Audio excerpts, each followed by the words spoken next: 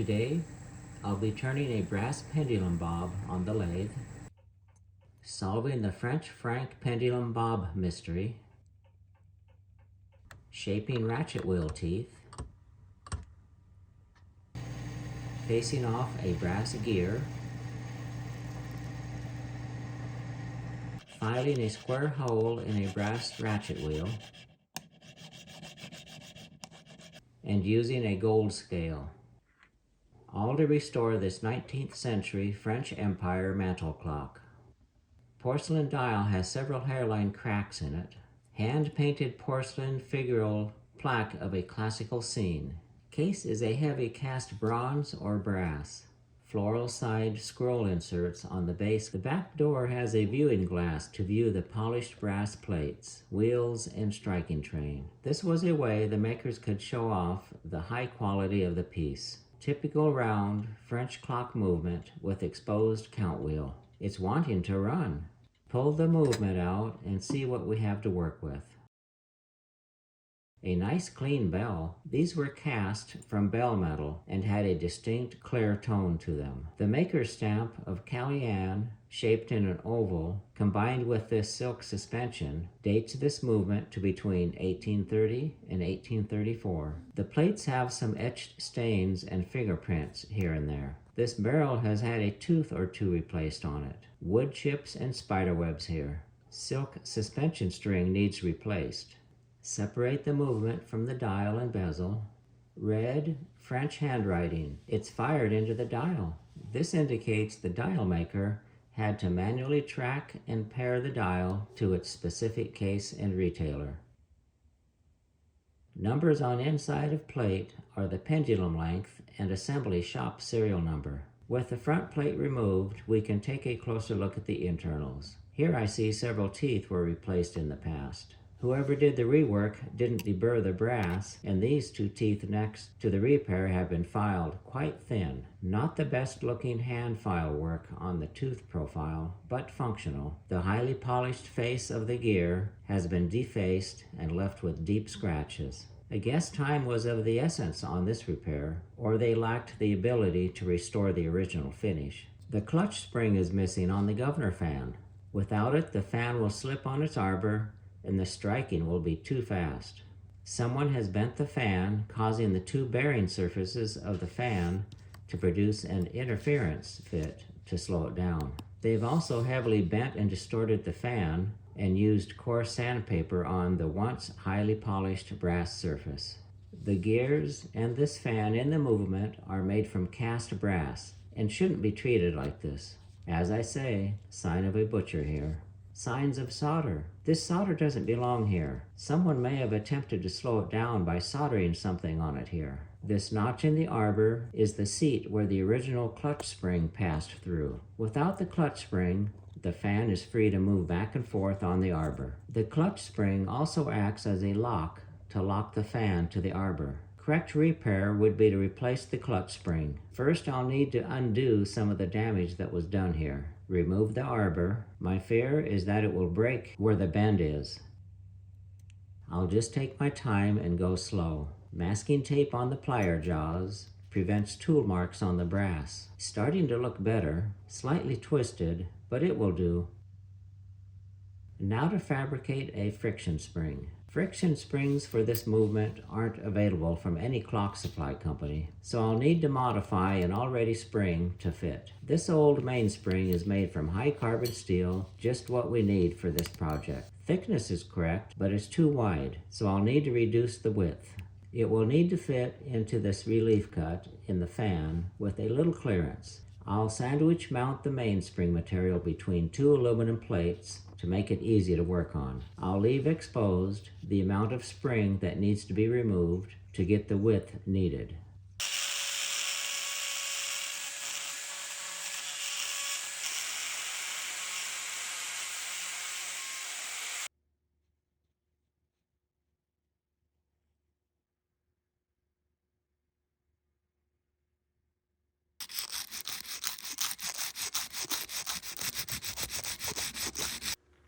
Looking good so far. I'll just need a short section of it here. Deburr and finish the edges. Checking for clearance. It looks good. Now to assemble it complete. Nice. It's locked into position. The clutch slip action happens here in the cutout of the arbor against the friction of the spring.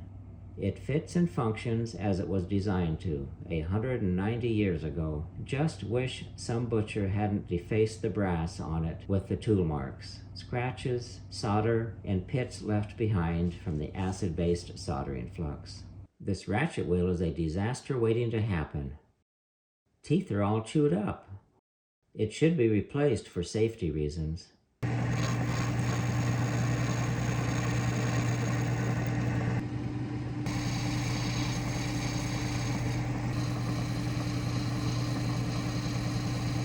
I'll use the shaping process to cut the teeth.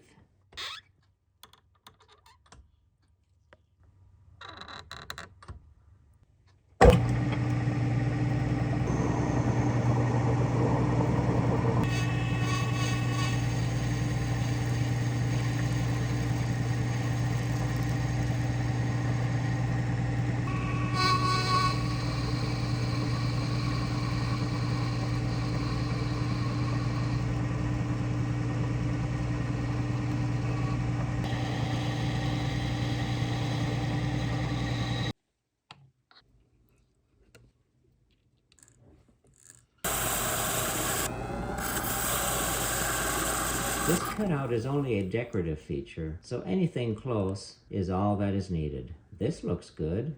Now to fabricate the square hole for the arbor to lock into. Masking tape will protect the brass from the tool marks.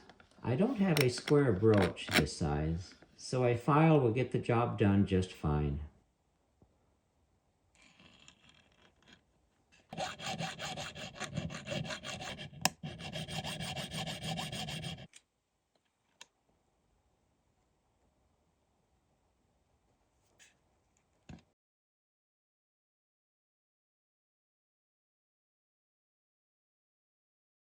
These old teeth have seen better days.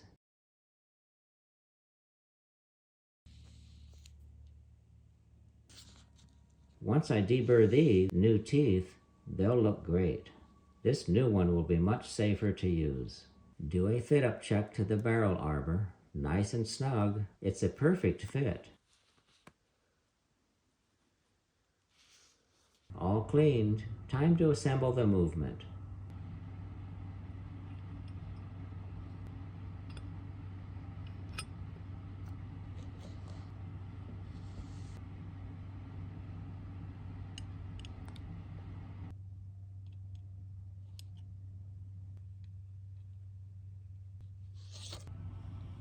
These numbers identify the pendulum length and job number. They're on the inside of the plate because they were used by the person building and assembling the movement. Could have been Cailly Aîné himself. Pallet assembly, pallet cock,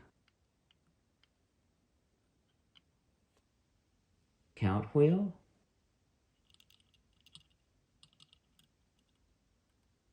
bell hammer, ratchet spring, click, ratchet wheel retainer. The new ratchet wheel teeth mate into the click profile perfect.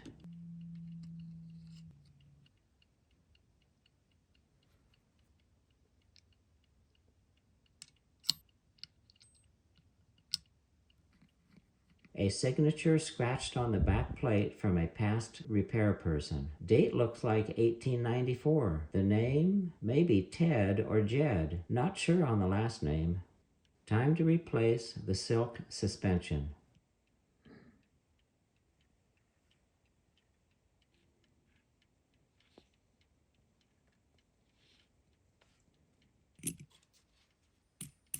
Test the bell.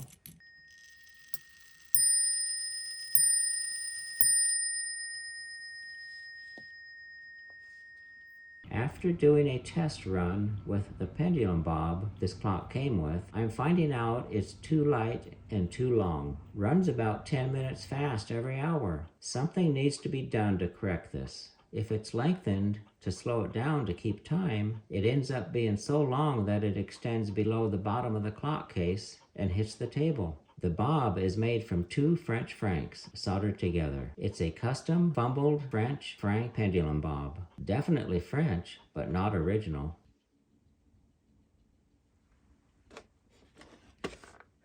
Time to get the gold scale out.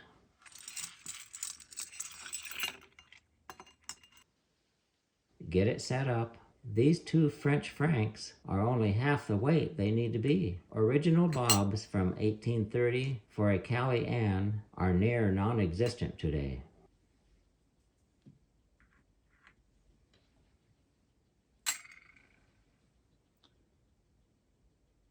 Diameter is about right on this French franc bob. Original bobs on these were brass. I have a piece of brass here that I can see a bob inside of. Just need to lay it out and make a couple cuts on it. I have it cut down enough to mount on the lathe. Now I just need to secure it to a good backing plate. Epoxy will hold it to the backer while turning it.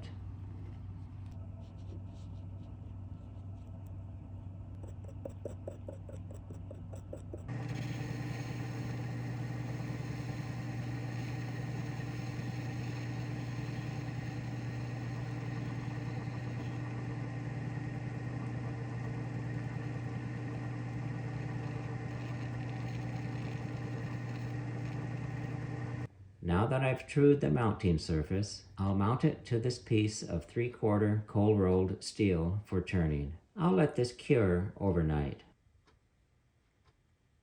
Time to start bringing this bob to life.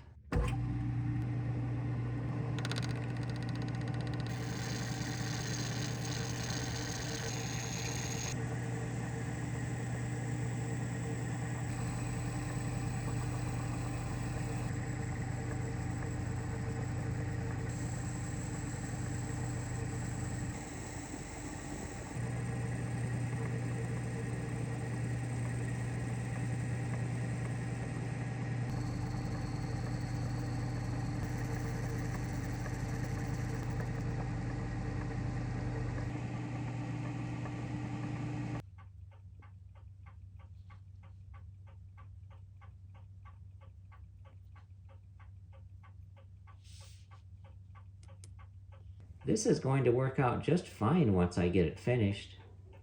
Time for this French franc bob to get dismantled and retired.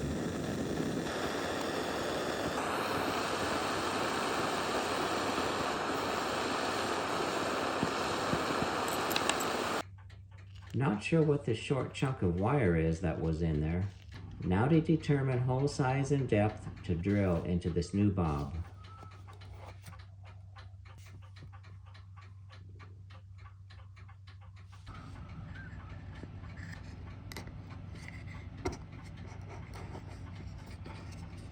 This one-time use temporary jig will center the drill bit on the bob.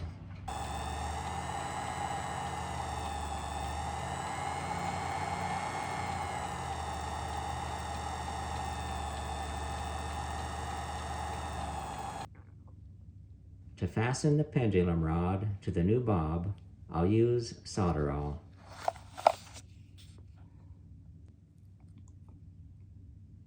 It's a low temperature solder that uses a non-acid flux, so no issues with corrosion.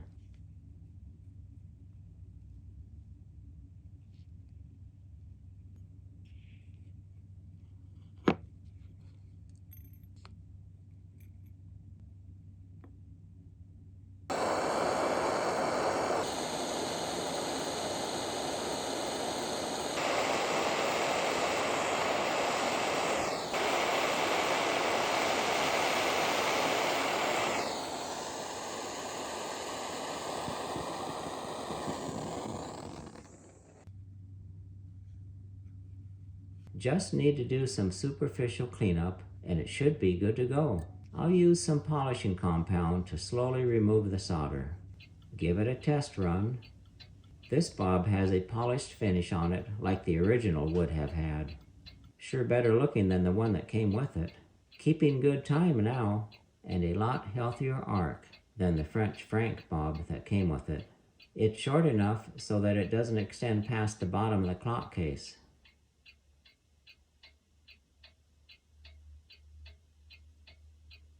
Time to install it in the case.